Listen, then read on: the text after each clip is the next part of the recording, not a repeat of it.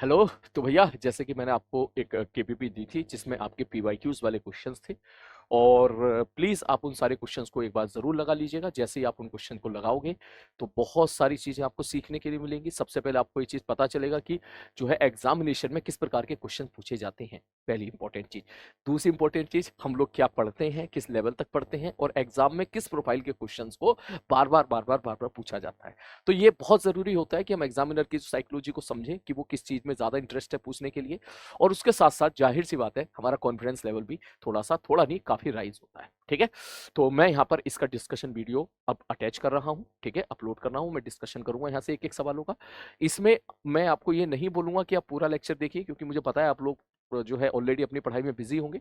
लेकिन इसमें जिस क्वेश्चन में आपको डाउट आए उस क्वेश्चन में जाके अपना डाउट क्लियर जरूर कर लीजिएगा। और नीचे कमेंट बॉक्स में जरूर बताइएगा कि कितने क्वेश्चंस जो हैं वो आपने इस केपीपी में से सॉल्व कर लिए, कितने क्वेश्चन आपने खुद से कर लिए थे और कितने में आपके डाउट आया था, और वो डाउट क्लियर हो गया हो तो वो भी नीचे कमेंट बॉक्स में जरूर टाइप करें। क्लियर है भाई साहब? चलो शुरू करते हैं उसका डिस्कशन। और एक चीज और बेटा, क्योंकि मैं लगा सुबह से नॉन स्टॉप क्लास ले रहा हूँ, ठीक है ना, तो इसलिए मेरी अभी जो है गला मेरा अभी इस हिसाब से है कि मैं इसी टोन में बात कर सकता हूँ। ठीक है, लेकिन आई होप इतने से आपका डाउट तो आपका बढ़िया क्लियर हो जाएगा, क्योंकि मेरे लिए ये सबसे ज्यादा जरूरी है कि आपके डाउट्स क्लियर हो जाए। ठीक है, चलो स्टार्ट करते हैं डिस्कशन। क्वेश्चन नंबर 1, इन्होंने बोला है कि एक वेक्टर है, बी वेक्टर है, magnitude of component of vector है अलोंग बी। सर ए का कंपोनेंट बी की तरफ होता है ए cos थीटा, जिसको स्टाइल मार के हम लिख देते हैं A dot B by B. A dot ये सब क्लास में कराते हैं। ए डॉट बी कितना हो जाएगा सर 2, सर 3 तिया 9। मैंने कहा ठीक है भैया, और ये तुम्हारा निकल के आ जाएगा -2 बटे बी का नोट कितना, बी का मोड कितना हो जाएगा, 1 का स्क्वायर प्लस 3 का स्क्वायर प्लस 2 का स्क्वायर। ये 9 और 1 10, 10 और 4 14। ठीक है भाई साहब, ये आपका आ गया निकल के। जैसे ही आप इसको सॉल्व करेंगे ये आ जाएगा 9/√14। ठीक, अब इसके बाद क्योंकि अगर ये सवाल इंटीजर टाइप का है तो हमको नियरेस्ट इंटीजर इसमें आंसर देना होता है। ठीक है, ठीक है सर। तो अगर अपन ध्यान से देखें 9, अब बात है कि √14 किसके बराबर होता है। ये अप्रोक्सीमेटली अगर आप 45 का स्क्वायर करें तो 45 का स्क्वायर होता है 5 पंजे 25, 5 चौक 20। ये 20.45 जो होता है ये 45 का स्क्वायर होता है। मैंने कहा ठीक है भाई साहब, तो 45 के स्क्वायर तक तो बात नहीं जाएगी। मेरे को लग रहा है ये तकरीबन 9 बटे ये 4 से थोड़ा सा कम होगा, ये 3.8 हो जाएगा या 3.9 हो जाएगा अप्रोक्सीमेटली। क्लियर है? तो अगर मैं एग्जैक्ट वैल्यू इसकी देखूं तो जहां तक मेरे को लग रहा है ये 3.9 के आसपास जाएगा। तो 3.9 इंटू 3.9, देखो मुझे नियरेस्ट आंसर देना है, ये भी नहीं जा रहा है, 3.8 ही जाएगा भाई साहब। 3.8 इंटू 3.8, ठीक है। 3.7 एक बार मैं चेक कर लेता हूं। ठीक है, तो ये अप्रोक्सीमेटली 3.8 जा रहा है। ठीक, तो अगर मैं से 9 में से 3.8 घटाता हूं तो अप्रोक्सीमेटली ये 2 पॉइंट समथिंग जा रहा है। ये 2.5 नहीं जाएगा, मेरे को ऐसी फील आ रही है ये 2.3 के आसपास जाएगा। मैं एक बार आपको आप चाहो तो चेक कर सकते हो यहाँ पर। आप ये मत सोचिएगा सर एग्जाम में तो कैसे करना है, मैंने कहा एग्जाम में आपको डिवाइड करना। ये एग्जैक्ट 2.36 के आसपास जा रहा है। ठीक है, तो एग्जाम में तो आपको भैया प्रॉपर तरीके से डिवाइड करना। मैं तो अपनी ड्यूरेशन बचाना चाह रहा हूं, मैं चाह रहा हूं लेक्चर लंबा चौड़ा ना हो, आपको कंसेप्ट समझ में आ जाए। तो सर ये आंसर आया इतना, लेकिन अगर मेरे को इंटीजर टाइप भरना है तो मेरा जो आंसर बेस्ट हो जाएगा वो कितना हो जाएगा भाई साहब? सर बेस्ट आंसर तो मैं यहाँ पे क्या भरूंगा, 2 भर दूंगा। क्लियर है? ठीक है भाई, नेक्स्ट क्वेश्चन। अगला क्वेश्चन नेक्स्ट, इसने बोला if the projection of vector on this is zero then value of alpha. भाई एक वेक्टर का प्रोजेक्शन दूसरे वेक्टर की तरफ जीरो है। एक वेक्टर प्रोजेक्शन मतलब कंपोनेंट, एक वेक्टर का कंपोनेंट दूसरे वेक्टर की तरफ कितना होता है, a cos थीटा। और अगर a cos थीटा होता है तो a cos थीटा की वैल्यू वो जीरो कह रहा है। इसका मतलब थीटा आपका क्या हो जाएगा यहाँ पर सर, 90 डिग्री हो जाएगा। दैट मीन्स ये जो दोनों वेक्टर हैं उनका डॉट प्रोडक्ट आपका क्या हो जाएगा, जीरो हो जाएगा। सर दोनों एक दूसरे के परपेंडिकुलर हैं तो दोनों का डॉट प्रोडक्ट क्या हो जाएगा मेरे भाई, जीरो हो जाएगा, क्योंकि एक का कंपोनेंट दूसरे की तरफ जीरो है। ठीक है सर जी, तो डॉट प्रोडक्ट जीरो कर दो, 2 गुणा 2 2 बचा सर, 4 दूनी 8 हो गया। और सर ये माइनस, ये अल्फा, ये -2, ये -2 अल्फा बराबर जीरो। अल्फा की वैल्यू निकल के आ जाएगी 5।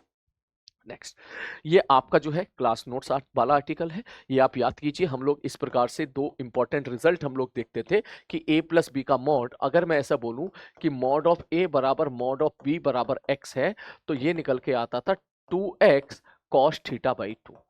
और अगर मैं आपसे पूछूं a माइनस बी का मॉड अगर कोई आपसे पूछे तो ये निकल के आएगा 2x sin थीटा बाई 2।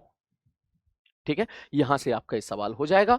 अगर उसने ए कैप और बी कैप दे दिया है, इसका मतलब इसका और इसका मैग्नीट्यूड उसने 1 कर दिया है, मतलब एक्स की वैल्यू आप 1 मान लीजिएगा। तो अगर कोई आपसे पूछे A cap plus B cap का मॉड बटे A cap minus B cap का मॉड अगर कोई आपसे पूछे, तो आप बोलोगे इसको डिवाइड मार दो, कॉट थीटा बाई 2 आ जाएगा। एक्स से एक्स कैंसिल आउट हो जाएगा, लेकिन एक्स की वैल्यू 1 होगी, कोई फर्क नहीं पड़ रहा है। अब इसके बाद ऑप्शन मैच कर सकते हो।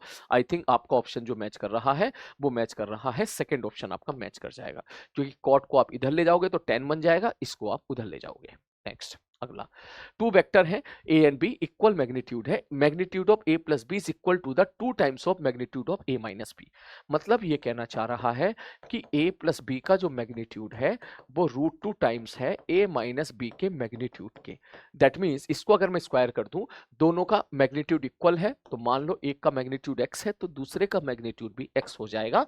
तो इसको अगर मैं सॉल्व करूं तो यहां से आप लिखोगे सर इसका मतलब होता है √a² plus b² plus 2ab cos theta that is equal to √2a² plus b² minus 2ab cos theta का अंडर रूट। ठीक है सर जी, हमें यहाँ पर ये पता चल गया कि a बराबर b बराबर x है, क्योंकि दोनों का मैग्नीट्यूड सेम है। यहाँ भी x रख दो, यहाँ भी x रख दो, यहाँ भी x रख दो, यहाँ भी x रख दो, सबको स्क्वायर कर दो, तो ये आ जाएगा x² plus x² plus 2x² cos theta बराबर 2 into x² plus x² minus 2x² cos theta. यार इसमें ना सॉरी 2 टाइम्स दे रखा है, तो ये √2 नहीं होगा, ये 2 हो जाएगा, ये 2 हो जाएगा, ये 2 हो जाएगा, 2 का स्क्वायर अगर हम करेंगे तो मेरे भाई ये 4 हो जाएगा।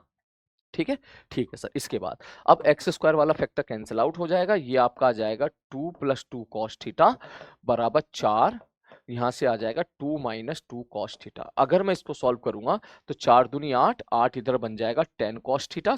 अभी आप खुद सॉल्व कर लीजिएगा, ये बन गया 8, 8 में से 2 गया 6, तो cos थीटा बराबर निकल के आ जाएगा 6/10 बराबर 3/5। इसका मतलब जो आंसर जाएगा इसका, वो आंसर क्या चला जाएगा, cos इनवर्स 3/5 चला जाएगा, 53 डिग्री। ठीक है, नेक्स्ट अगला क्वेश्चन।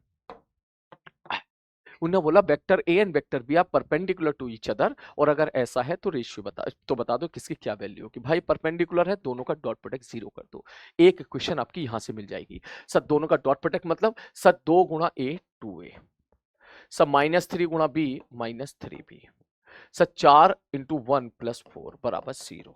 इसका मतलब 2a माइनस 3b बराबर -4। ठीक है, उसने किसकी वैल्यू पूछी है, a अपॉन b की वैल्यू पूछी है। और अगला स्टेटमेंट क्या है, बोले सर अगला स्टेटमेंट है 3a प्लस 2b बराबर 7। तो मुझे इन दोनों क्वेश्चन को सॉल्व करना है, सॉल्व करके रेशियो निकाल देना है। आई थिंक सवाल इतने में ही सॉल्व हो चुका है, इसके बाद की मैथ्स है, प्लीज आप खुद से सॉल्व कीजिए। लेकिन ठीक है, मैं करवा देता हूँ इस सवाल को सॉल्व। ठीक है, तो अब एक काम करो, बोले कैसे करें, इन्हें बोला a:b का रेशियो, तो कोई बात नहीं भैया, एक काम करो भैया, इसको 3 से गुणा कर दे, 3 से गुणा करेगा तो 6a माइनस 9b बराबर -12, इसको 2 से गुणा कर दो तो 6a प्लस 4b बराबर 2 से गुणा कर दो 14। अगर मैं दोनों को घटाऊंगा, ये माइनस ये माइनस ये माइनस, ये कैंसिल आउट हो जाएगा, -13b बराबर -26, minus minus cancel out, b बराबर निकल के आ गया 2। अगर b बराबर 2 है तो 2 दूनी 4, तो a बराबर आ जाएगा 1। इसका मतलब अब आप a:b का रेशियो निकाल सकते हो, कितना आ जाएगा। अब सवाल अभी खत्म नहीं हुआ है सर, a अपॉन b का रेशियो आ गया 1/2, और उसने बोला इसकी वैल्यू x/2 के बराबर है, तो x क्या होगा, x की वैल्यू आ जाएगी 1।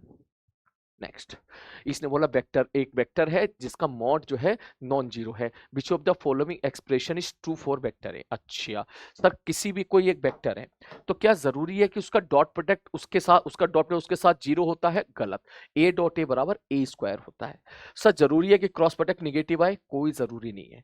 क्रॉस प्रोडक्ट पॉजिटिव आए, कोई, भाई साहब अरे a के साथ क्रॉस प्रोडक्ट तो 0 होगा, सिंपल सी प्रॉपर्टी है, क्योंकि वेक्टर है, वेक्टर है के बीच का एंगल होता है 0 डिग्री।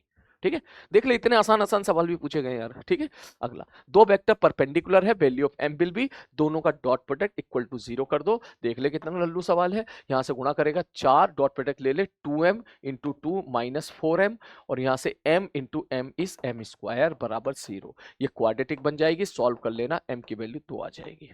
नेक्स्ट, इसने P दे दिया, Q दे दिया, unit vector along the direction of P cross Q पूछ लिया। तो भाई साहब आपको कुछ नहीं करना है, सबसे पहले आपको P क्रॉस Q निकालना है। ये काम आप कीजिएगा, अब मैं काम ये नहीं कर रहा हूं क्योंकि क्लास में हम लोग ये निकाल चुके हैं। P क्रॉस Q निकालने के बाद जो भी आएगा उसको उसके मैग्नीट्यूड से डिवाइड कर देना। That is a correct method, that is a proper method. लेकिन इस सवाल में इसने ऐसा बोला है कि यूनिट वेक्टर अगर ये है तो x की वैल्यू बताओ। तो इस सवाल में आपको मेहनत करने की जरूरत है नहीं भाई साहब, जाहिर सी बात है इसका मैग्नीट्यूड क्या होना चाहिए, 1 होना चाहिए। तो क्यों ना मैं एक बात बोलूं, भाई ये वेक्टर है तो इसका मतलब इसको इसके मैग्नीट्यूड से डिवाइड कर दो, तभी तो यूनिट वेक्टर बनेगा। ये कह रहा है unit vector in the direction of this is, मतलब ये यूनिट वेक्टर है। यूनिट वेक्टर का मतलब ये वेक्टर तो अपॉन ये जो x दे रखा है, ये जो x दे रखा है, ये x इसका मैग्नीट्यूड होना चाहिए। तो बिना बिना क्रॉस प्रोडक्ट निकाले तो कर सकता है। x कितना आ जाएगा, बोले सर √3 का स्क्वायर 3, सर 1 का स्क्वायर 1 और माइनस हटाओ सर इसका स्क्वायर, सर 3 3 9 चौक 12, सब 12 और 1 13 16। अच्छा, खत्म कहानी। इसके लिए क्रॉस प्रोडक्ट निकालने की जरूरत नहीं है, ठीक है। लेकिन ठीक है, आप लोग अभी लर्निंग स्टेज पे हो तो आप निकाल सकते हो, लेकिन एग्जाम में तो सीधा यहीं से सॉल्व हो जाएगा सवाल ये। नेक्स्ट अगला, इसने बोला resultant of two vector A and B is perpendicular to A, magnitude is half of the magnitude of B, angle between vector A and B. Class में कराए हुए सवाल है, इसको कैसे किया करते थे कई बार हम लोग कर चुके हैं। राइट, एक ट्रायंगल बनाओ, A vector B vector C vector, इसने बोला रिजल्टेंट का जो मैग्नीट्यूड है आधा है बी से, तो इसका मतलब ये वाला एंगल आ जाएगा 30 डिग्री, तो ए और बी के बीच का एंगल हो जाएगा 150 डिग्री। ये क्लास में कराया हुआ क्वेश्चन है, प्लीज आप क्लास नोट्स को देखिए। नेक्स्ट, इन्होंने बोला कि what will be the projection of vector on this. चारों ऑप्शन को ध्यान से देखो, ये क्या चल रहा है, ये तो कभी पॉसिबल ही नहीं होता है भाई। क्या चल रहा है ये, रूट में वेक्टर मजाक चल रहा है क्या? नहीं सर ये तो सर पॉसिबल नहीं है सर। अब इसका कंपोनेंट इधर लेना, प्रोजेक्शन का मतलब कंपोनेंट, तो ए का कंपोनेंट बी की तरफ कितना होता है, A dot B by B, ये होता है। तो पहले डॉट प्रोडक्ट ले ले, डॉट प्रोडक्ट लेगा 1 गुणा 1 प्लस 1 गुणा 1 कितना आ गया 2 बटे बी, बी का मैग्नीट्यूड कितना है √2, तो ये आ गया तुम्हारा √2 आ गया। लेकिन हमें चाहिए वेक्टर फॉर्म में, तो वेक्टर फॉर्म में क्या करो, इसको बी कैप से मल्टीप्लाई कर दो, √2 into B cap, B cap कितना हो जाएगा मेरे भाई, I cap plus J cap by √2, √2 cancel out हो गया, I cap plus J cap will be your answer. Next, two forces है, मैग्नीट्यूड इतना है इतना, perpendicular to each other, magnitude of their resultant. Sir दो वेक्टर एक दूसरे के परपेंडिकुलर होते हैं तो उनके जो मैग्नीट्यूड होता है वो √a² प्लस b² होता है। सॉल्व कर लीजिएगा, आंसर आ जाएगा। Next, when vector is subtracted from vector B, इसने बोला इस वेक्टर को बी में से घटाया, मतलब बी में से आपने घटाया है, किसको घटाया है, 2i cap plus 3j cap plus 2k cap को घटाया है, तो बराबर निकल के आया है 2j कैप। खत्म कहानी। इस पूरे टर्म को उधर लेके चले जाओ तो वेक्टर बी क्या आ जाएगा, बोले 2i कैप, ये माइनस ये क्या है, ये यहाँ पे -3j कैप है, उधर क्या बन जाएगा 5j कैप, 5 और 2 सॉरी 3j कैप, 3 और 2 जोड़ के 5j कैप आ जाएगा और प्लस 2k कैप आ जाएगा। इसने क्या पूछ लिया, इसने पूछ दिया इसका मैग्नीट्यूड बता दो, तो अंडर रूट इसका स्क्वायर इसका स्क्वायर इसका स्क्वायर 25 25 25 8 √33। नेक्स्ट, इसने बोला वेक्टर एक्स वाई प्लेन है, angle 30 degree with the Y axis, मतलब कोई एक वेक्टर ऐसे है उसने यहाँ पर एंगल बनाया है 30 डिग्री। मान ले वेक्टर ए है तो इसका कंपोनेंट इधर हो जाएगा ए कॉस थीटा, इधर हो जाएगा ए साइन थीटा। ठीक है सर जी। अब उसने क्या बोला, magnitude of Y component of vector is 2√3, इसका मतलब ए कॉस थीटा की वैल्यू उसने 2√3 बोल दी है। दैट मींस कॉस थीटा कितना है, बोले थीटा की वैल्यू है 30 डिग्री, ए कॉस 30 बराबर 2√3 है, कॉस 30 होता है √3/2 बराबर 2√3, √3 कैंसिल आउट, तो ये आ गया 4। ठीक, अगर ये 4 आ गया तो ए की वैल्यू 4 आ गई, थीटा क्या है आपका 30 डिग्री है, ये साइन 30 हो गया, साइन 30 की वैल्यू हाफ होती है, 4 गुणा हाफ बराबर कितना आ गया मेरे भाई 2 आ गया। पूछा क्या उसने, magnitude of the x component 2 आ गया। देखो कितना आसान आसान सवाल पूछे गए, तो लल्लू लल्लू सवाल पूछे गए, देख रहे हैं बच्चों से यही नहीं होते हैं, समझ रहा है, ये भी नहीं कर पाते हैं। नेक्स्ट अगला, ये सेम सवाल फिर से रिपीट हो गया है, ये आप खुद से करो, ये क्वेश्चन आपका बिल्कुल यही वाला सवाल हो गया है जो मैंने अभी आपको यहाँ पे बताया था, ये वाला सवाल। ठीक है, रिपीट हो गया ये क्वेश्चन। ठीक, नेक्स्ट अगला, इसने बोला वेक्टर ए का मैग्नीट्यूड, अब सुनो, A vector has magnitude same that of A, मतलब एक ऐसा वेक्टर है जिसका मैग्नीट्यूड इसके जैसा है, इसका मैग्नीट्यूड कितना है 5, तो मेरे को एक ऐसा वेक्टर पता करना है P जिसका मैग्नीट्यूड तो 5 है, ठीक है, और वो किसके पैरेलल है, वेक्टर बी के पैरेलल है, तो इसका मतलब इसको बी कैप से गुणा कर दो, एक ऐसा वेक्टर बताओ जिसका मैग्नीट्यूड 5 है और वो बी के पैरेलल है। मैंने कहा ठीक है। अब उसने क्या बोला, अच्छा पहले निकाल लो, तो 5 इंटू बी कैप क्या होगा, बोले sir 4i cap plus 3j cap बटे इस वेक्टर को इसके मैग्नीट्यूड से डिवाइड कर दो, 5 से 5 कैंसिल आउट हो गया, तो मुझे वेक्टर p पता चल गया 4i cap plus 3j cap. ठीक है। अब इसने बोला था x and y component of this vector in first quadrant are x and 3, तो भैया साफ साफ दिख रही है, x की जगह 4 आ गया, y की जगह 3 आ गया, ये तो खुद कह रहा है y की जगह 3 आना चाहिए, तो x की वैल्यू क्या आ गई, 4 आ गई। कितना आसान सवाल है। नेक्स्ट अगला, उसने बोला है अगले केस में दो फोर्स हैं F1 F2 acting on a body, one force has the magnitude thrice to the other force, मतलब एक फोर्स अगर x है तो दूसरा 3x है। ठीक है।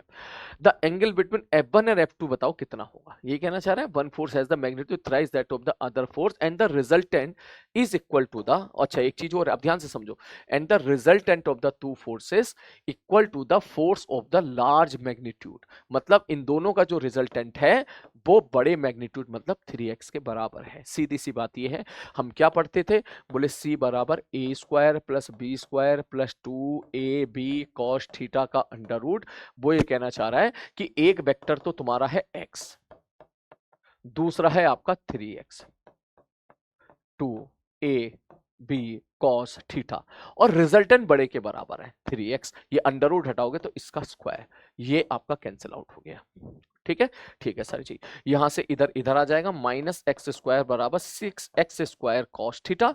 मैंने कहा बिल्कुल सही जा रहे हैं, कोई गलती, बोले कोई गलती नहीं है, एक्स स्क्वायर कैंसिल आउट हो गया, cos थीटा बराबर निकल के आ गया -1/6।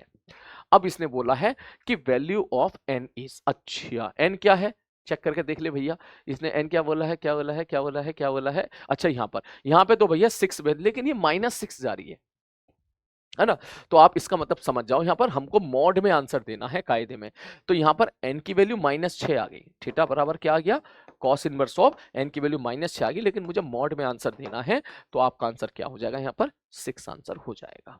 नेक्स्ट उसने बोला एंगल बिटवीन वेक्टर Q, हाँ भैया, एंड रिजल्टेंट ऑफ दिस, मतलब इसका और इसका रिजल्टेंट का मतलब क्या हुआ सर, दोनों को जोड़ दो, 2Q प्लस 2P को, सर इसको और इसको जोड़ दो, 2Q माइनस 2P, जैसे ही आप जोड़ोगे 2Q 2Q हो गया 4Q, ये वेक्टर है, और 2P कैंसिल आउट हो गया, तो वो ये कहना चाह रहा है कि मुझे बताओ एक वेक्टर Q के बीच में और एक वेक्टर 4Q के बीच में एंगल बताओ कितना होगा, भाई दोनों पैरेलल वेक्टर हैं, 0 डिग्री एंगल हो जाएगा। क्यों 0 डिग्री एंगल हो जाएगा, क्योंकि दोनों पैरेलल हैं, ये वेक्टर इसका 4 गुना है।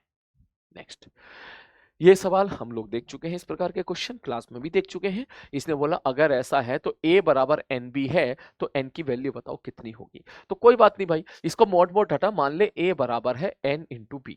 मैंने कहा ठीक है, इसको जरा ओपन करो, क्या लिखोगे, a square plus B square plus 2ab cos theta का अंडर रूट, इधर भी अंडर रूट आएगा, स्क्वायर कर दो, अंडर रूट उड़ गया, रूट 2 का स्क्वायर 2 बन जाएगा, और यहाँ आ जाएगा a square plus B square minus 2ab cos theta. इन्होंने बोला a की वैल्यू n भी पुट कर दो, तो a की वैल्यू यहाँ पुट कर दे n भी, तो n square B square plus B square plus 2, a की वैल्यू यहाँ पुट कर दो n इंटू बी, तो ये बी स्क्वायर बन जाएगा, cos थीटा बराबर 2 n square plus B square minus 2, a की value n into B put कर दो, इंटू बी तो बी स्क्वायर बन जाएगा इंटू cos थीटा। मैं सॉल्व कर रहा हूँ, मैं ऐसे कर रहा हूँ, तुम्हारा जैसे मन करे वैसे कर लो, आप ऐसे भी कर सकते हो, b को x मान लो तो a को nx मान लो। ठीक है सर जी, जब इसके बाद सॉल्व करोगे तो देखो B square B square B square B square B square B square, ये हमारा बी स्क्वायर सारा कैंसिल आउट हो गया। ठीक है, ठीक है सर जी, तो यहाँ से क्या बन जाएगा sir, N square plus 1 plus और कुछ दे रखा है इन्फॉर्मेशन भाई साहब, कुछ भी दे रखा है, cos थीटा की वैल्यू 5/9 दे रखी है, बहुत ही बढ़िया। तो देखो यहाँ से क्या चला गया, बी स्क्वायर चला गया, 2n इंटू cos थीटा की वैल्यू कितनी है, 5/9 है, बराबर 2, अंदर मल्टीप्लाई कर दो 2n स्क्वायर, ये प्लस 2, ठीक है, ठीक है सर जी, -4 इंटू n, बी स्क्वायर आपका कैंसिल आउट हो चुका है, cos थीटा की वैल्यू कितनी है, 5/9 है। मेरे को लग रहा है ये क्वाड्रेटिक बनने जा रही है, ठीक है, कोई बात नहीं, बनने जा रही तो बनने दो। तो देखो ध्यान से देखो, यहाँ से बोले सर ये 2n स्क्वायर है, ये n स्क्वायर है, इसको उधर ले जाओ तो ये बन जाएगा n स्क्वायर, उसके बाद सर ये 1 है, ये 2 है, तो ये बन जाएगा +1, ठीक है सर जी, ओके। इसको उधर लेके चले आओ, ये 20/9 है और ये 10/9 है। इनको डिवाइड करोगे तो ये आ जाएगा, ये इसको सॉल्व करोगे तो ये आ जाएगा 30/9 इंटू एन, ये आ गया। ठीक है, अच्छा नहीं लग रहा है ये, थोड़ा अच्छा कर लेते हैं इसको, एन 9 से गुणा कर देते हैं। 9n² माइनस 30n प्लस 9 बराबर 0। 3 से डिवाइड कर दूं, आई थिंक 3 से डिवाइड करने फायदा है, हाँ भैया फायदा है। 3n² माइनस 10n प्लस 3 बराबर 0। इसके बाद आप यहाँ से 3n कॉमन निकाल लो, n माइनस 3 माइनस 1 कॉमन निकाल लो, n माइनस 3 बराबर 0। सॉल्व करोगे तो n की वैल्यू 1 आ जाएगा 3, 1 आ जाएगा 1/3। ठीक है, इसने बोला इंटीजर, वैसे तो दोनों आंसर होंगे लेकिन इसने क्योंकि इंटीजर बोला है तो आंसर विल बी 3। ठीक है, ठीक है सर जी, 3 है ना भाई, कुछ और तो नहीं टाइप हो गया है, 3 है। चलो नेक्स्ट, आगे अगला। इसने बोला 3 फोर्स है F1 F2 F3 are acting on a particle of mass 10 kilogram. The force F2 and F3 are applied perpendicularly to each other so that particle remains at rest. Basically थोड़ा सा NLM का इस्तेमाल है।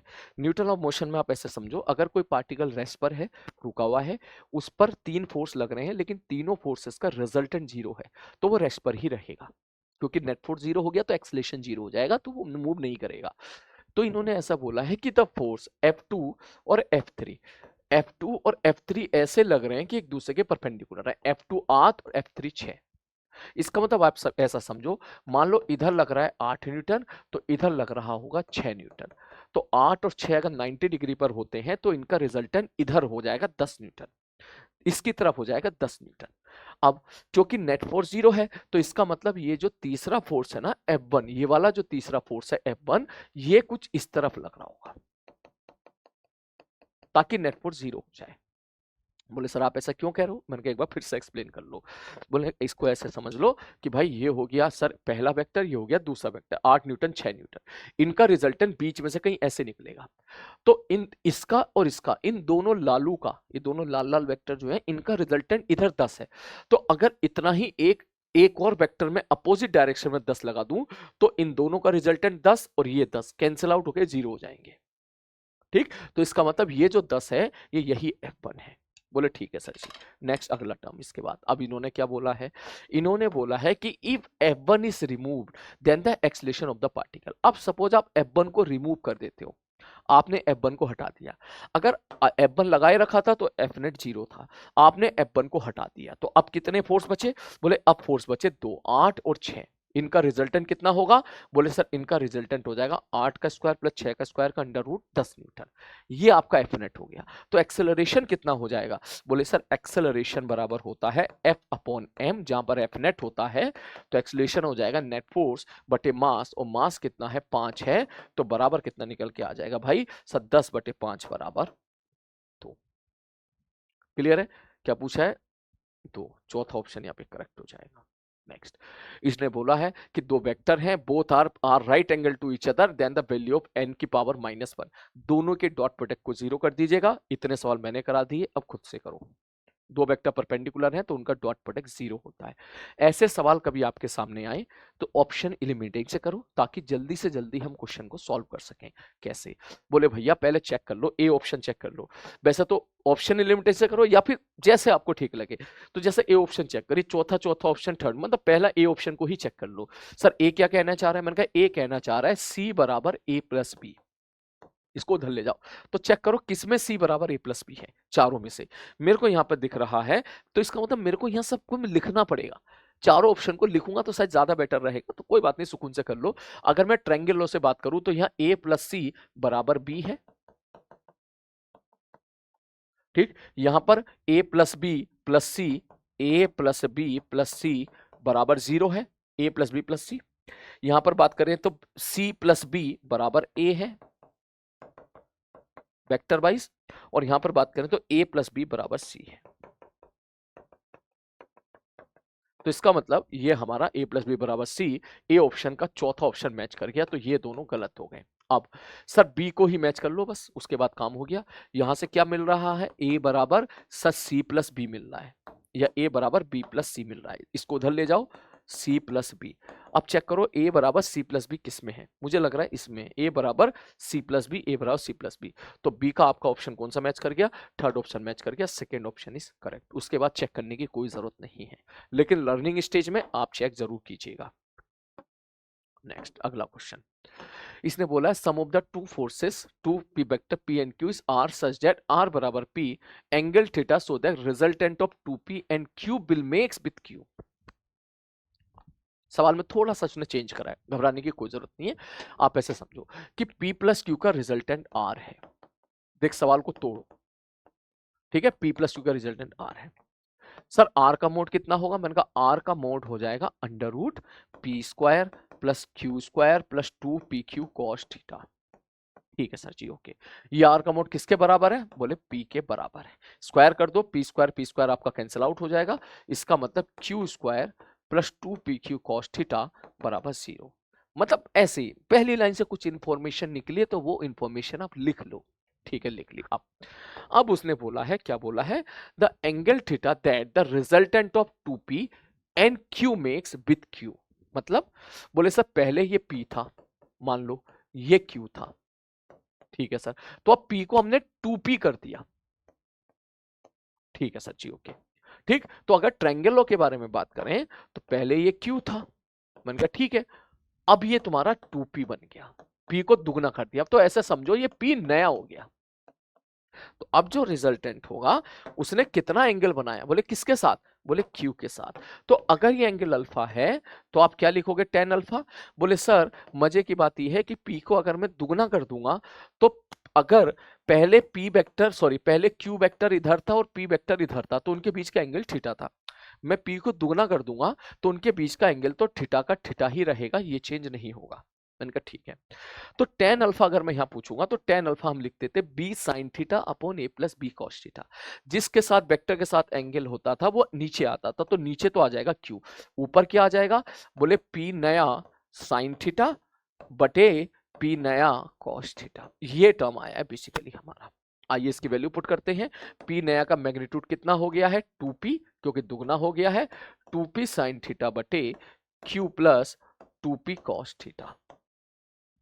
ठीक है sir जी। अब उन्होंने alpha पूछ लिया, अब यहां से कुछ इंफॉर्मेशन देखो कुछ निकल रही है। तो देख क्यू क्यू कैंसिल आउट हो गया यहां से, क्यू क्यू, तो क्यू प्लस ये आ गया 2p cos थीटा बराबर तुम्हारा आ गया 0। अब ध्यान से देखो Q plus 2p cos theta, Q plus 2p cos theta, ये जैसे ही आप यहां पे पुट करोगे ये टर्म 0 आ गया, मतलब डिनोमिनेटर 0 आ गया। इसका मतलब tan अल्फा बराबर समथिंग बटे 0 का मतलब इन्फिनिटी की तरफ जा रहा है, तो अल्फा की वैल्यू आपकी क्या हो जाएगी, 90 डिग्री हो जाएगी। ठीक है, नेक्स्ट अगला उन्होंने बोला a and b are the two vector satisfying the relation then value of a minus B. पहले तो इसका मतलब समझो, a डॉट b का मतलब क्या है, A B cos theta. a cross b का मॉड क्या होता है, A B sine theta. A B cancel out, ये चला गया उधर, टेन थीटा बराबर 1, थीटा बराबर 45 डिग्री। उसने पूछा कि a माइनस बी बताओ क्या होगा। a माइनस बी का मॉड क्या होता है, A square plus B square minus 2ab cos theta is cos 45, cos 45 1/√2, तो ये ab/√2 आ जाएगा। मेरे को लग रहा है कोई भी ऑप्शन, सॉरी 1/√2, ये √2 कैंसिल आउट हो जाएगा तो यहाँ √2 आ जाएगा। मेरे को लग रहा है चौथा ऑप्शन परफेक्टली हमारा यहाँ पे मैच कर गया है। नेक्स्ट अगला, ये सवाल जो है सुकून से करने का होता है, कुछ ना कुछ इसमें सिली मिस्टेक्स हो जाती है। आपको ध्यान ये देना है कि ये ओसी माइनस में है। अरे बस आपको ये ध्यान देना। चलो मैं इसको सॉल्व कर देता हूं। अब इन्होंने ऐसे बोला magnitude of vector are equal, मतलब इक्वल मैग्नीट्यूड है, मतलब ये अगर x है तो ये भी x है तो ये भी x है। तो या तो आप एक काम करो, आराम से लिख ले, पहले लिख ले ओए वेक्टर कितना होगा। ठीक है सर जी, ओए वेक्टर लिख लेते हैं। सर ये इस तरफ x है तो इसका कंपोनेंट इधर कितना होगा, x cos 30 x sin 30। x cos 30 कितना होगा भाई साहब, x cos 30 i cap plus x sin 30 j cap. उसी प्रकार से मैं अगर OB पूछूं तो OB क्या लिखोगे, सर OB हम लोग लिखेंगे, इधर x है तो x cos 30 आगे, x cos 30 i कैप और x sin 30 j कैप नीचे की तरफ। अब आता है OB आ गया, OA आ गया, OC। अब सवालों को करने के दो तरीके हैं। पहला तरीका, आपने इधर OC मान लिया, हाँ सर जी, इसके उल्टा इधर माइनस OC हो जाएगा, हाँ सर। उसके दो कंपोनेंट करके सब में जोड़ दो, पहला तरीका तो ये है। दूसरा तरीका, जैसे वो कह रहा है वैसे कर ले। बोले वैसे मतलब, बोले पहले ओसी निकाल ले। सर इधर ओसी एक्स है तो इसका एक कंपोनेंट इधर, एक कंपोनेंट इधर, तो क्या लिखोगे sir OC cos 45 plus OC sin 45, ये X by root two J cap. अब ठीक है, यहां पर ये माइनस हो जाएगा, ठीक है, क्योंकि OC इधर है तो OC cos theta, OC sin theta negative आ जाएगा।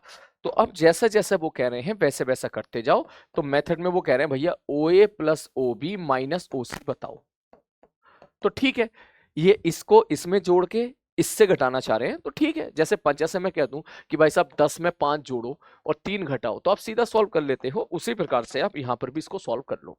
तो जैसे ही मैं इसको सॉल्व करूंगा, ध्यान से देखना सर, ये आ जाएगा सर, इनको दोनों को जोड़ दो, x कॉमन निकल के आ जाएगा, यहां से आएगा √3/2 प्लस हाफ, और ये इसमें से जब ये इसको घटाओगे तो माइनस माइनस प्लस हो जाएगा, x कॉमन बाहर आ गया, ये आ जाएगा 1/√2। 1/√2 को मैंने लिख लिया √2/2। सर क्यों लिख लिया? मैंने कहा भाई अच्छा रहेगा ना, नीचे में दो दो दो दो दो आ जाएंगे तो बेटर रहेगा हमारे लिए, ठीक है ना, एलसीएम बेलसीएम लेना आसान होगा। उसी प्रकार से मैं, ये हो गया तुम्हारा आई कैप। फिर उसी प्रकार से जब मैं इनको इसमें जोड़ के, इन दोनों को जोड़ के ये घटाऊंगा, तो सबसे पहली बात तो x कॉमन निकल के आ जाएगा, x x x, ये आ जाएगा 1/2 प्लस √3/2, और ये घटाओगे तो -1/√2 जे कैप। अब ये तुम्हारा एक वेक्टर आ गया, ठीक है। ठीक है सर, इन्होंने बोला है कि ये वेक्टर जो है एक्स एक्सिस के साथ कितना एंगल बना रहा है। तो एक चीज याद रखना कि अगर कोई भी एक वेक्टर P है, ax i cap plus ay j cap, तो याद रखना एक्स एक्सिस के साथ अगर एंगल अल्फा बनाया तो tan अल्फा बराबर होता है ay/ax, ये याद रखना। सर कैसे होता है? मैंने कहा भैया देख ऐसे होता है, मान ले मैं ऐसा कह दूं कि ये तुम्हारा हो गया ax वेक्टर और ये तुम्हारा हो गया ay वेक्टर, ठीक है, और ये तुम्हारा हो गया a वेक्टर। x एक्सिस तेरी ये हो गई, x एक्सिस के साथ इसने एंगल अल्फा बनाया, तो x एक्सिस के साथ एंगल अल्फा बनाया तो tan अल्फा क्या होगा, ay/ax। तो ये आ जाएगा। सर इसको डायरेक्शन कोसाइन से भी तो कर सकते थे, cos अल्फा बराबर, हाँ वहां से भी कर सकता है, वो और ये एक ही है, बस वो cos अल्फा आता था, वो cos अल्फा है और ये tan अल्फा, बात एक ही है। अगर डायरेक्शन कोसाइन से आप बोलोगे cos अल्फा क्या होगा, cos अल्फा क्या, x एक्सिस के साथ कितना एंगल बनेगा, ax upon mod of A, mod of A का मतलब ax² प्लस a/²।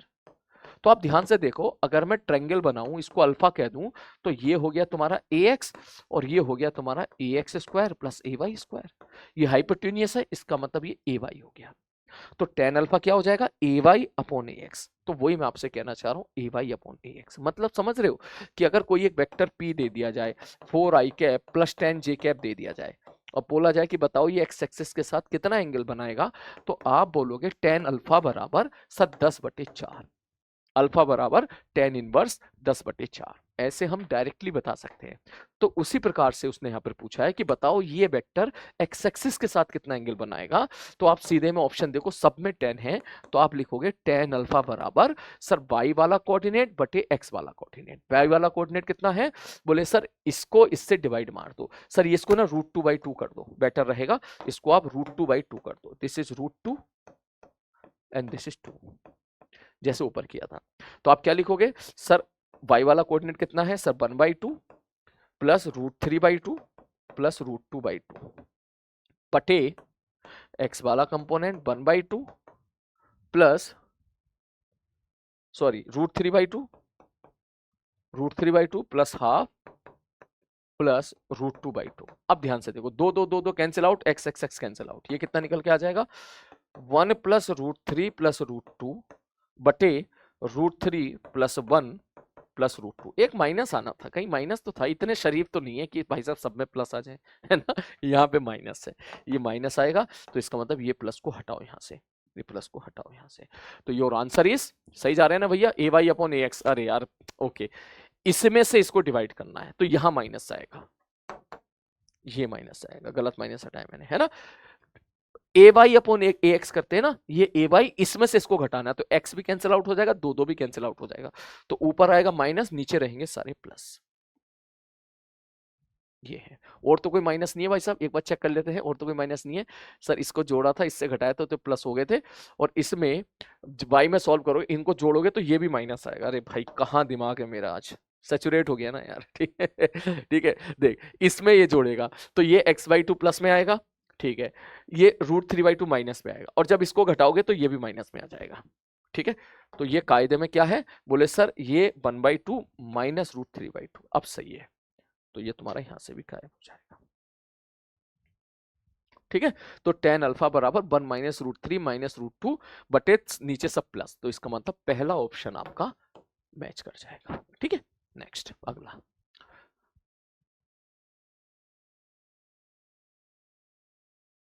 नेक्स्ट, इसने बोला दो vector p and q having equal magnitude, इसका मैग्नीट्यूड भी x कह ले, इसका मैग्नीट्यूड भी x कह ले। If the magnitude of p plus q is n times to the magnitude of p minus q। Class में इस तरह प्रकार के सवाल कर चुके हैं। p प्लस क्यू का मैग्नीट्यूड का मतलब क्या होता है, p square plus Q square plus 2pq cos theta का under root is n times of p square plus Q square minus 2pq cos theta का अंडर रूट। इसने बोला p बराबर q बराबर x है। ठीक, ठीक है भैया, स्क्वायर कर दो तो ये आ जाएगा x square plus 2 x into x become x square cos theta बराबर एन स्क्वायर, मैं दोनों का स्क्वायर कर दे रहा हूं, x square plus x square minus 2x square cos theta. Solve करके आंसर निकाल लीजिएगा। इस प्रकार के क्वेश्चन, ये एक्स स्क्वायर कैंसिल आउट हो जाएगा, कॉस थीटा सॉल्व करके निकाल लीजिए। अब मैं आपको दे रहा हूं, इस प्रकार के क्वेश्चन हम क्लास में भी कर चुके हैं। नेक्स्ट, उसी प्रकार का क्वेश्चन ये है, देख कोई चेंज नहीं है, इन्होंने n टाइम्स बोल दिया है और इन्होंने उल्टा कर दिया। देख इसने क्या बोला है कि p plus Q is n times to p minus Q, और उसने क्या बोल दिया है x माइनस वाई का जो मॉड है वो है n times to the x plus Y के मॉड के। देख दोनों में कोई अंतर नहीं है, बस थोड़ा सा अंतर है, वहां n कह रहा था कुछ, यहाँ पे उसको 1/n बना दिया, कोई बात नहीं, कर लो सॉल्व। दूसरी मजे की बात, इसने क्या बोला है, बोले इक्वल मैग्नीट्यूड बोला है, मतलब ये भी x मान ले ये भी x मान ले, तो इसका मैग्नीट्यूड क्या होगा, a square plus B square minus 2ab cos theta का अंडर रूट बराबर n। इसका मैग्नीट्यूड क्या होगा, a square plus B square plus 2ab cos theta का अंडर रूट। ठीक है सर, एक्स स्क्वायर सबसे कैंसिल आउट हो जाएगा, स्क्वायर कर लो, ये बन जाएगा 2 माइनस 2 कॉस थीटा बराबर n square 2 plus 2 cos theta. दो दो दो दो दो कैंसिल आउट हो जाएगा, 1 माइनस कॉस थीटा बराबर n square 1 plus cos theta. आप किसी भी प्रकार से क्वेश्चन को कर सकते हैं। 1 माइनस कॉस थीटा बराबर n square plus n square cos theta, इसको इधर ले आओ उसको उधर ले जाओ, कॉस थीटा अगर मैं यहाँ पे कॉमन निकालूंगा तो यहाँ से -1 बचेगा, वहां से n स्क्वायर बराबर n स्क्वायर -1, इसका मतलब कॉस थीटा निकाल सकते हो अब, n square -1 upon second option आपका मैच कर जाएगा। ठीक है, next, the angle between A and A minus B. बड़ा ही बढ़िया सवाल है, देखो आप ऐसे समझो, ए माइनस बी क्या है सर, सब्सट्रैक्शन ऑफ वेक्टर, याद आ रहा है, ठीक है सर। इस वेक्टर ने ए के साथ कितना एंगल बनाया, याद करो वो रिजल्ट tan अल्फा बराबर बी साइन थीटा अपॉन ए प्लस बी कॉस थीटा। तो आप ये समझो कि भाई ये सब दो सब्सट्रैक्शन ऑफ वेक्टर है, जैसे ए और बी का रिजल्टेंट सी आया था, सी ने ए के साथ कितना एंगल बनाया था, tan अल्फा बराबर बी साइन थीटा अपॉन ए प्लस बी कॉस थीटा। जोड़ने वाले वेक्टर ने ए के साथ एंगल अल्फा बनाया था बी साइन थीटा अपॉन ए प्लस बी कॉस थीटा। उसी प्रकार से घटने वाला वेक्टर जो है ए के साथ कितना एंगल बनाता है sir, b sine theta upon a minus b cos theta. बस ये हो गया सवाल, बस खत्म। अब आपको देखना पड़ेगा यहाँ पे थीटा क्या होता है, थीटा होता है भाई साहब आपका जो एंगल है। अब यहाँ बहुत हिसाब से चलना पड़ता है कि सर कौन सा एंगल आप ले रहे हो, मैंने कहा सुनो, ठीक आराम से सुनो आराम से सुनो, या तो थीटा ए और बी के बीच का एंगल बताओ कितना है यहाँ पर, ये देखो सर, देखो ये वेक्टर ए है ये वेक्टर बी है, तो पहली बात तो इसको तो दिमाग से निकाल दो, आप तो देसी भाषा से करो, आप तो ये बताओ वेक्टर ए और वेक्टर बी के बीच एंगल कितना है सर, इसको मैं आगे शिफ्ट कर दूंगा तो उनके बीच एंगल हो जाएगा 60 डिग्री। ये सब छोड़ो, ये सब छोड़ो, ए और बी के बीच का एंगल कितना है 60 डिग्री। ठीक है, ठीक है सर। मान लो मैं आपसे बोलूं क्या कि ए और बी के बीच का एंगल 60 डिग्री है, रिजल्टेंट कोई है जिसको मैं ए माइनस बी कह रहा हूं, ठीक है, जोड़ने की बजाय घटा रहा हूं, ठीक है सर। तो रिजल्टेंट ने अगर एंगल अल्फा बनाया तो टेन अल्फा कितना आता था, बोले sir b sine theta upon a minus b cos theta. चुपचाप थीटा की वैल्यू पुट कर दो, बी साइन 60 बटे a minus b cos 60। A और बी के बीच में कुछ इंफॉर्मेशन दे रखी है, नहीं दे रखी है, ठीक है, 2 से मल्टीप्लाई कर दो तो बी रूट 3 बटे 2a माइनस बी, ये तुम्हारा आंसर जा रहा है, थर्ड ऑप्शन।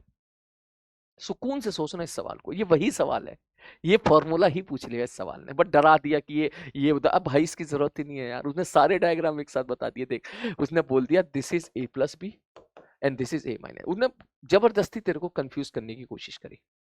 मतलब इस सवाल के लिए इस डायग्राम का होना कोई जरूरी नहीं है। अरे बस डायग्राम ना भी दिया होता, बस एंगल बता दे भैया हमको ए और बी के बीच का एंगल। 120 मत बोलना, वेक्टर को आगे शिफ्ट करेंगे ना तो वो एंगल 60 डिग्री बन जाएगा। नेक्स्ट अगला क्वेश्चन, इसने ऐसा बोला है कि स्टेटमेंट 1 है, 3 forces F1 F2 F3 are represented by 3 side of a triangle and F1 plus F2 बराबर F3। ठीक है भाई साहब, इसका मतलब मान लो ये F1 है, मान लो ये F2 है, तो F1 प्लस F2 बराबर F3। ये भाई साहब ये कहना चाह रहे हैं, देख F1 वेक्टर है, देख F1 वेक्टर है, F2 वेक्टर है, F3 वेक्टर है, then these three forces are concurrent forces and satisfying the equilibrium condition। अब भाई साहब बोले भैया ये बता दो concurrent forces का मतलब क्या होता है, concurrent forces का मतलब क्या होता है।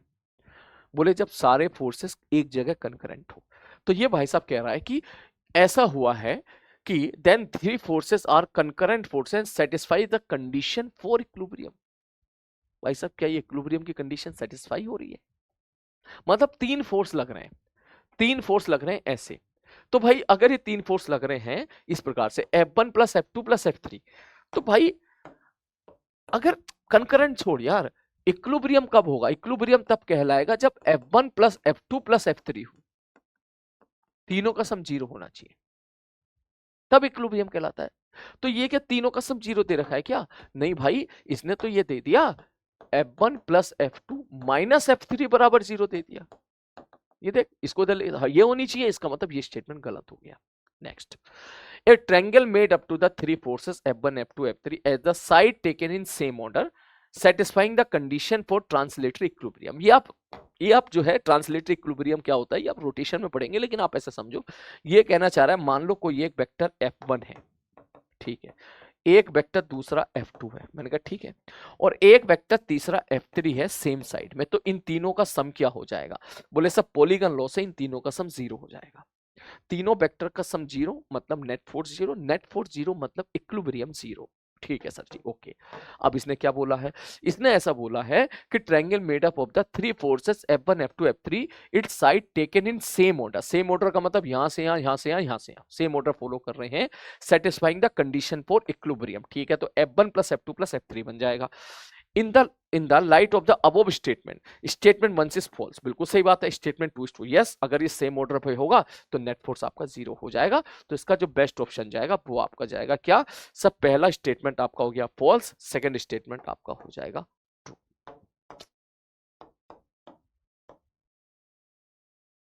आरी बात समझ में, टाइपिंग यहाँ पे गलत लिख दी थी, ठीक है, फिर भी मैं एक बार चेक कर लेता हूँ, कुछ और इंफॉर्मेशन तो इस पे नहीं लिखी थी। हाँ बेटा, हमने जो किया ये बिल्कुल सही है, इट इज करेक्ट। इसका जो आंसर है वो सेकंड ऑप्शन इसका आंसर सही है, ठीक है। लेकिन मैंने अभी चेक किया, जो क्वेश्चन दे रखा था उस क्वेश्चन में जो इंफॉर्मेशन थी उसमें थोड़ा सा करेक्शन है, ठीक है। उसमें टाइपिंग वाले भैया ने यहाँ पे कुछ गलती कर दी है, उन्होंने क्या किया यहाँ पर, ये कायदे में -F3 है, ये जो स्टेटमेंट है ना, ये वाला स्टेटमेंट, ये स्टेटमेंट में करेक्शन है, ये स्टेटमेंट में माइनस है, मतलब F1 प्लस F2 बराबर -F3। जेई मेंस ने ये पूछ लिया था, ठीक है, तो कोई बात नहीं अगर ये पूछ लिया तो इसको अगर मैं इधर ले आऊंगा तो F1 plus F2 plus F3 बराबर 0 हो जाएगा। मैंने कहा बिल्कुल सही बात है, तो ये इक्विलिब्रियम आ गया। तो इन दैट केस आपका चौथा ऑप्शन सही हो जाएगा, पहला ये भी सही हो जाएगा और ये भी सही हो जाएगा। आप ऐसा समझो हमारी गड़बड़ी इस सवाल में कहां हुई थी कि हम माइनस, ये यहाँ पे प्लस लिखाते, जब इधर जाएगा तो माइनस बन जाएगा। ठीक, तो अगर यहां प्लस लिया है तो जो हमने किया है बिल्कुल सही है, second option is absolutely correct. परंतु एग्जाम वालों ने यहां माइनस दे दिया था, तो अगर यहां माइनस दिया होता तो ये प्लस बन जाता, तो इसका मतलब ये स्टेटमेंट यहां पे फुलफिल हो जाता। तो इसका मतलब फिर आपका दोनों स्टेटमेंट्स करेक्ट हो जाते। अब इसमें एक पंगा हो सकता है, किसी बच्चों को फिर भी डाउट है, बोले सर ये सब तो ठीक है, कंकरेंट कैसे बताओगे आप? कंकरेंट मन कहते कंकरेंट दे कैसे बताएंगे? अगर मैं ऐसा बोलूं कि F1 plus F2 plus F3 बराबर 0 है, हाँ सर, तो इसका मतलब देख ये हो गया ना कि एक वेक्टर, ऐसे देख, एक वेक्टर, दो वेक्टर और तीसरा वेक्टर। ठीक है, ये वेक्टर कौन सा हो गया तेरा F1, ये कौन सा हो गया तेरा F2, ये कौन सा हो गया तेरा F3। यही बोलेगा ना, ये तीनों कॉन्करेंट है। कह रहे नहीं है सर, फील नहीं आ रही कैसे? मैंने कहा रुक दिखा रहा हूं देख, इस वेक्टर को उठा के मैं यहां ले गया, ठीक है, ठीक है सर, इस वेक्टर को उठा के मैं तुझे इसको यहां ले गया, ठीक है बिल्कुल, और इस वेक्टर को उठा के देख बढ़िया से मैं यहां लेके आ गया, हो गया है ना? या इनकी पूंछे मिला सकता है तू, पूंछे मतलब इस वेक्टर को घुमा के, सॉरी इस घुमाना नहीं है, यहां ले जा, इस वेक्टर को उठा के यहां ले जा और इस वेक्टर को उठा के यहां ले जा, दोनों की पूंछे मिला दे तो यहां पर, अरे बात समझ में? तो यहां से तू देख सकता है कि कंकरेंट तेरे यहां से बन गए हैं। ठीक है, इक्विलिब्रियम भी है, कंकरेंट भी है। चलो नेक्स्ट आगे बढ़ते हैं। मैं यार ये ना भेज देता हूँ भैया को, बनना वो भैया यहाँ पे ना, ताकि नेक्स्ट टाइम कोई गलती ना हो। मैं इसकी फोटो खींच लेता हूँ, ठीक है। चलो नेक्स्ट, अगला, अगला क्वेश्चन। ये सवाल में कोई दम नहीं है, इसने बोला है resultant of OP OQ OR OSS बता दो कितना होगा अप्रोक्सीमेटली। करना कुछ नहीं है, सबको एक्स एक्सिस और सबको बाई एक्सिस में तोड़ लो और तोड़ के भैया सॉल्व कर लो। उसके बाद जो भी है आपकी मैथमेटिक्स है, कैलकुलेशन है, आप खुद कीजिए। सॉरी ये आपके हवाले में यहाँ पर कर रहा हूँ, आ रही बात समझ में? तो ये क्वेश्चन आप खुद कीजिए, कैलकुलेशन का सवाल है, इसका आंसर बिल्कुल सही आता है। क्लियर है? ये बढ़ते हैं नेक्स्ट। इन्होंने ये सवाल हम क्लास में डिस्कस कर चुके हैं, खत्म। ठीक है, तो ये रहा आपका डिस्कशन। आई होप आपको इसमें मजा आया होगा। थोड़ी मेरी यार गला बैठा हुआ है तो मैं ज्यादा लाउड नहीं बोल सकता, ठीक है, पेन कर रहा है गला, लेकिन आई होप आपके सारे डाउट्स यहाँ पे क्लियर हो गए होंगे। तो नीचे कमेंट बॉक्स में सारे बच्चे टाइप करें कि भाई साहब कितने क्वेश्चन आपने इसमें कर लिए हैं, ताकि मुझे भी आइडिया लगे कि भैया हमारे शेर, हमारी शेरनियाँ कितने क्वेश्चन जो हैं खुद से कर पा रहे हैं, और अब कितने क्वेश्चन में आपको बिल्कुल क्लियर हो गया है। ठीक है, अब 30 है तो मेरे को 30 आउट ऑफ 30 चाहिए भाई, तो सुन ले मेरी बात। मिलते हैं जल्दी, अपना ध्यान रखिए, टेक केयर।